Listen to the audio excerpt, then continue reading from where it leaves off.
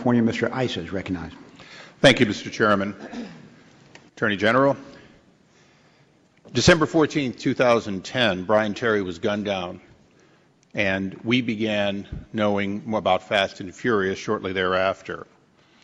But you have said, people representing you have said repeatedly, you didn't know about it before then. I've sent you a number of letters. Senator Grassley sent you a number of letters. You mentioned in your opening statement the Speaker's letter. The Speaker did not limit the scope of the subpoenas you're under an obligation to respond to. He simply asked you for response to two key areas. He did not revoke any subpoenas. However, you implied that we were working together when, in fact, since May 18th, nothing has come from your department, not one shred of paper. I want to ask you, first of all, today, have you and your attorneys produced internally the materials responsive to the subpoenas?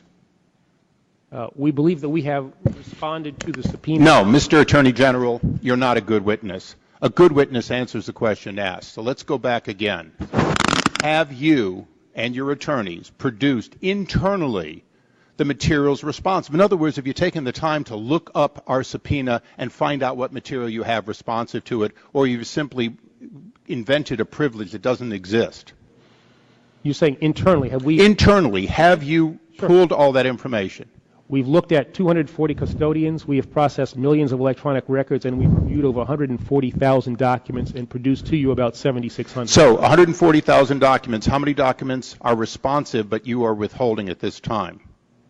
Well, we've produced 7,600. Look, I don't want to hear about the 7,600.